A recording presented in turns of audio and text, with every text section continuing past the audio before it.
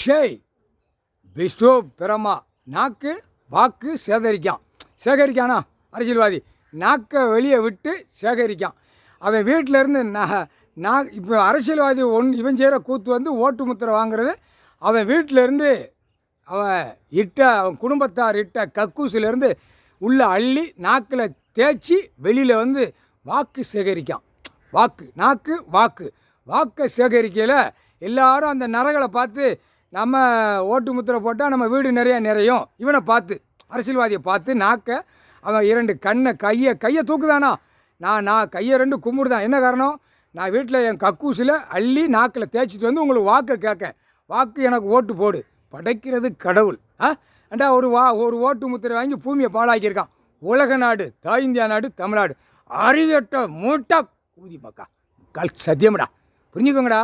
அதான் அந்த நாக்கில் அரசியல்வாதி தேய்ச்சிட்டு வரானா, தேய்ச்சிட்டு வந்து வாக்கு சேகரிக்கான். ஒவ்வொரு மாநிலமாக பிரித்து போட்டு. ஏன்னா எம்எல்ஏ என்ன செய்வான் தெரியுமாடா? எம்எல்ஏ போய் முதல் சேரில் உட்காந்துருக்கவனு அவன் வீட்டில் கக்கூசை எம்எல்ஏ பூரா நாக்கில் தேய்ச்சிட்டு வருவான். வச்சுட்டு தான் வெளியே போவான். இவன் எம்எல்ஏவை முதலமைச்சரை நம்ம உட்காந்து ஆட்டுவான் அப்படின்னு திருப்பி இவன் வீட்டில் வந்து கக்கூசில் அள்ளி அவன் தேய்ச்சிட்டு போவான். அப்போ இந்த நாத்தத்தை வச்சு செனநாய ஓட்டு முத்திரை வாங்கி செய்தான். நாத்தம் முடிச்ச பைகளா, கொஞ்சமாவது கடவுள் ஒன்று உட்காந்துருக்காருன்னு அமைதியாக பொத்தி போங்கடா. விவசாயம் மண்ணை பூரா பாழாக்க வந்த பாய் பைகளா, மண்ணை பூரா பாழாக்கிட்டான்.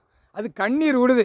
இப்போ ஏற்கனவே அதுக்கு கொஞ்சம் தண்ணி பதத்தை விடுதார். கீழே பதத்தை விட்டோன்னே அந்த புழு பூச்சிகளுக்கு இப்போ சாப்பாடு கொடுக்காரு. இது எப்போடா அழிப்போன்னு வருவான். மருந்து அடிக்கவா, நொறுக்குன்னு அடிக்கவா. அழக்கா மருந்து அடி வானரப்பட வரையில் தூக்கி 2 கவட்டை கம்பை கசக்கி கொட்டே அறுத்து விட்டுருவான். புரியுதா? பூமியில் ஒழுங்காக உழைச்சி அப்பப்போ சுரண்டி தின்றான்னு தான் கொடுத்துருக்காரு உயிர் வாழ்கிறதுக்கு.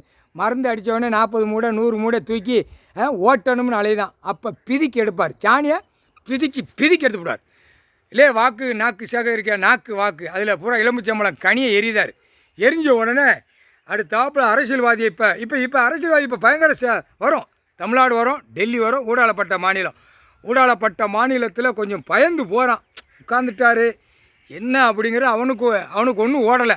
இங்கே தமிழ்நாட்டில் பாப்பமான 2 காலை 2 தொடர்ந்து விரித்து அவன் பொண்டாட்டி பிள்ளைகளை தூக்கி விலக்கி அப்படியே நக்கி போகிறான். பிச்சு எடுத்து போடுவார். ஏண்டா உட்காந்து கணக்கு போடுறாரு, பார்க்கலையா? இன்னும் கேட்காம ஓட்ட அப்போ என்ன சிதற விடுவார் பூமியில். அப்படியே கண்ணீர் கூத்தலுமாக விடுவார். புரியுதா? அதான் நீதிமன்றத்தில்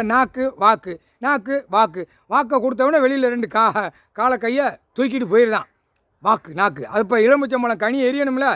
பல கணக்கு போடுறாரு. நடக்கலை நினைக்கக்கூடாது. மானிட பிறவிக்கு 1 நிமிஷத்தில் 1 நொடியில் அப்படியே ஆட்டி விட்டுவார். சத்தியம், புரிஞ்சுக்க.